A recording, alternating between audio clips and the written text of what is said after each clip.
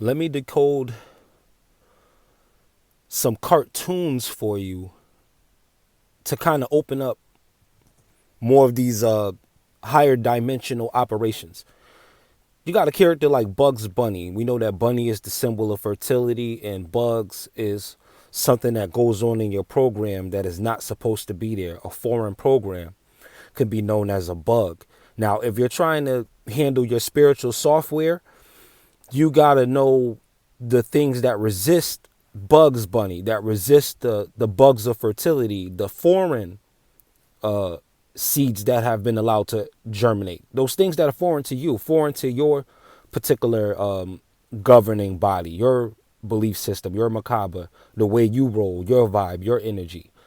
These are bugs that you have to what? You have to debug. You have to exterminate a bug. You have to spray things to get rid of bugs. You need an extermination man. Something has to be eliminated, eradicated. This is how bugs are dealt with. And these are bugs that multiply, of course. They are fertile. So this is a thinly veiled allegory to nanotech, Bugs Bunny. You got the fertility, the sacral chakra, right? That's the bunny symbolizing fertility again. So you line this up with the chakra, and this is what you get. One of Bugs Bunny's enemies is Yosemite Sam, right? The one with the guns, the cowboy, right? And what were cowboys known for being? Renegades, rebellious. So what did cowboys represent? They represented the end of and the futility of hierarchy. This is what the whole cowboy was about. Wrangling the steed. Being quick on the quick draw. Gunfights at the saloon. Being quick to the draw. Being quick to the draw is a cowboy. Someone who deals with a sign of the future, being the riding of horses, which is a precursor to horsepower being in the new vehicles. 400 horses. Cowboys rode horses. So you have to be a renegade when you're dealing with debugging yourself. You have to be a cowboy about it. You have to be armed. You have to have ammunition, right? That's Yosemite Sam. He's the cowboy. Then you have the Tasmanian devil. The Tasmanian devil's interesting. His weapon of choice is not the gun, but the tornado himself. He spins. He becomes an entire cyclone. The Tasmanian devil. The Tasmanian devil is a real animal, I believe, from Australia. I think they originate. I'm not so sure about that. Or Tasmania itself might be a real place, but the creature itself is real. The Tasmanian devil. What's interesting about this creature too, the real creature, is that it has some of the sharpest teeth in the entire animal kingdom. Their teeth were used in this particular culture where they were located as clippers for barbers. This is what the teeth of the real creature, the Tasmanian devil, were used for. And what do you do when you trim hair? You groom. And what are you grooming for the purpose of? Making an appearance. And what is society based on? Appearances, right? Because you're not judging entirely by appearances, but you're doing some judgment based on appearances, because appearances is part of the overall presentation of what is to be seen. Thereby, judgment is being made. Not necessarily judging in a judgy way, but making a judgment to say an assessment. Tasmanian devil. Got the great teacher, the great Abraham Hicks of the Esther and Jerry Hicks combo, where they channel the energies of Abraham, which is really the science of faith. And she talks about stepping into a vortex of creation where your thoughts, the volume, the frequency of your thoughts begins to attract the things that you desire. The 17 and 51 second technique.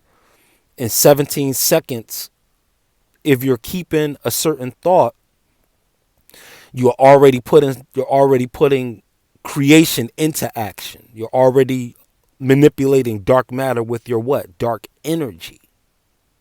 And we told you what this was on a astronomical level. So this is literal application to a metaphysical outlook.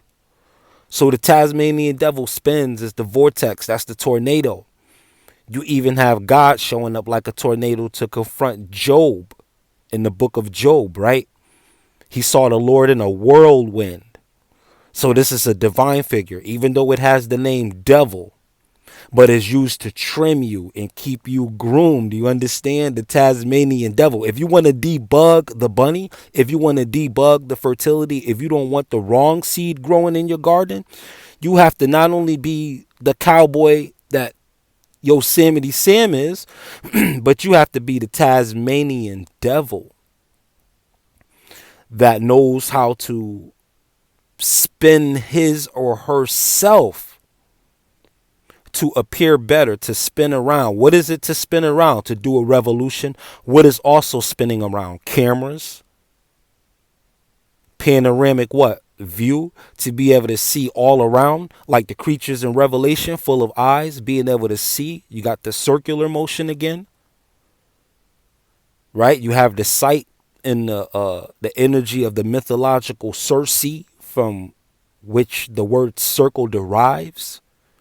The Tasmanian devil's move, this magnetic pull, to pull things, the power to attract. You have to spin what? Not your environment. Don't try to move your environment around or other people around you around. You got to spin. You got to check yourself. You got to 360 yourself. You got to spin. You got to get into that wild tornado that is the Tasmanian devil for Tasmanian godly aims. And then you have Elmer Fudd, who is the hunter of the rabbit, the one who's confusing fertility with food, not eating to live, but living to eat. That's what Elmer Fudd represents, because he's there to really hunt the rabbit, to cook it and eat it. The other ones are just trying to harass the rabbit for the sake of just being an antagonist in the plot. But a hunter like Elmer Fudd, his purpose really matches up more to the original antagonist to Bugs Bunny. You understand? And when you connect this to a movie like Matrix 4, it gets even deeper, right? You got a blue pill man following a woman that what he created through his game, that he's living his game, right? Because that's what the Matrix 4 was really there to tell you, that you're living out your own game. So when you're debugging this bunny, you're following bugs through the Matrix. You got to follow the bugs, because what you got to take out is the bug's nest, because you're the spiritual house. You're not there to just exterminate the bugs, to just remove the bugs that are on site. You have to go to the source of it. You got to take out a nest, a hive. You got to take out the source. So you eventually have to follow the bugs back to their source, and you'd have to track it. And a lot of times what's at the source of every bug group is a queen. So you have to what? Deal with the divine feminine if you want to follow the things that have bugged you. Right? Because these things are what? Fertile. They're not just bugs, they're bugs bunnies. They're not just termites that'll eat down everything that the carpenter's son has built if you don't treat the wood. These bugs will multiply on you because they're bugs, bunnies. Bunnies, the symbol of fertility. So again, this is Super T Sigma of Sigma Programmer, and I definitely thank you for your time and attention. I appreciate you. You already know reaching is teaching. In the meantime, continue to vibrate high, people. Peace.